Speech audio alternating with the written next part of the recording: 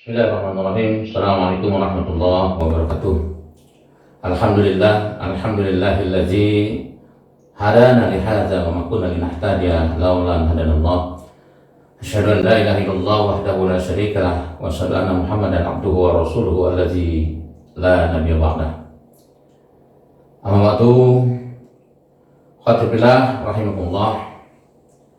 Masih melanjutkan materi tentang optimalisasi di 10 hari terakhir, yaitu yang ketiga. Setelah yang pertama kita memanfaatkan waktu yang sangat penting diberikan oleh Allah Subhanahu wa taala. Kemudian yang keduanya kita berjaga-jaga di 10 hari terakhir ini. Dan yang ketiga kita diperintahkan oleh Allah Subhanahu wa taala untuk menyelesaikan seluruh urusan kita dengan menunaikan zakat. Khatul iman rahimahullah, zakat ini menjadi hal yang sangat penting karena di dalam Al-Qur'anul Karim tidak kurang dari 82 kali Allah mengulang-ulang nama zakat. Secara khusus 32 kali disebutkan oleh Allah tentang penamaan zakat itu sendiri. Dan Allah selalu menggandengkan kata salat dengan zakat. Artinya ini satu kesatuan yang tidak bisa dipisahkan. Jangan sampai salat dilaksanakan, zakat tidak ditunaikan. Saya mah bukan muzaki. Ya, andaikan kita bukan muzaki, tapi kita diperintahkan dalam bahasa yang lain, yaitu berinfak. Wa mimma razaqnahum yunfikun, kata Allah Subhanahu wa taala. Hendaklah kalian sisihkan sebagian hartamu. Kita infakkan sebagian harta kita. Itu perintah dari Allah Subhanahu wa taala. Luar biasa.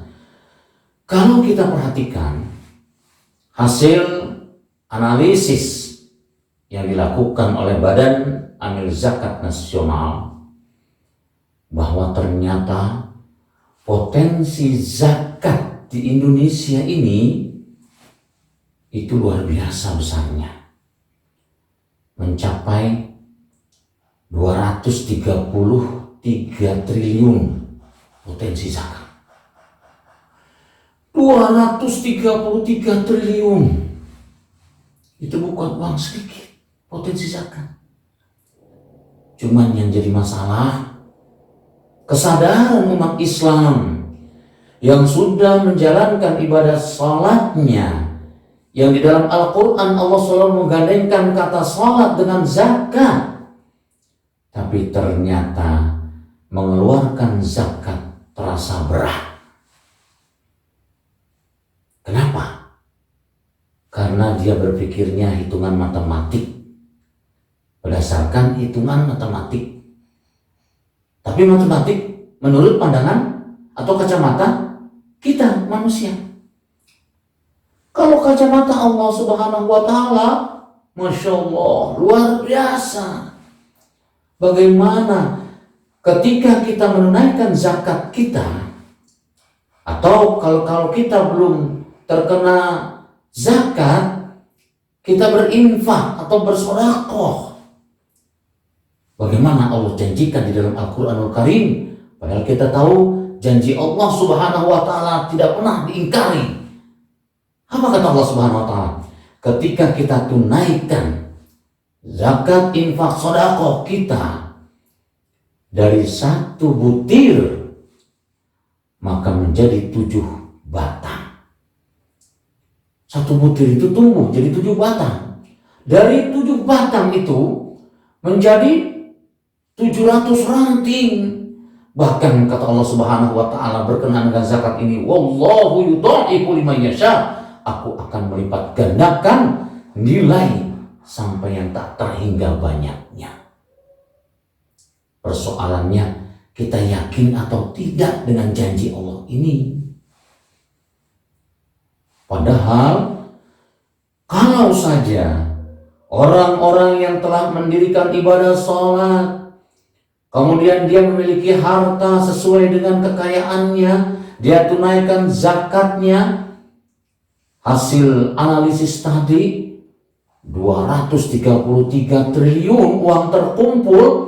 Setiap hari kita bangun masjid bisa, setiap hari kita bangun madrasah bisa. Dan bukan hanya itu, kita bisa mengentaskan kemiskinan secara real karena uang berlimpah. Apa realita yang terjadi? Ketika enggan mengeluarkan zakat, infak atau sedekah, maka firman Allah dalam surat At-Taubah itu, khudz min amwalihim, Allah perintahkan kepada malaikat, ambil secara paksa uang mereka itu.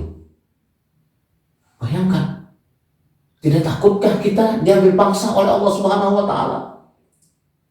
Bagaimana caranya Allah mengambil paksa itu? Bermacam-macam cara. Ada yang hilang harta, ada yang ditipu, dan bermacam-macam. Akhirnya setelah ditotal-total, dihitung-hitung, persis seperti zakat yang harus kita keluarkan. Dan begitulah janji Allah Subhanahu wa Ta'ala. Allah perintahkan kepada malaikat untuk mengambilnya cara paksa. Termasuk yang kita rasakan di negeri yang kita cintai ini.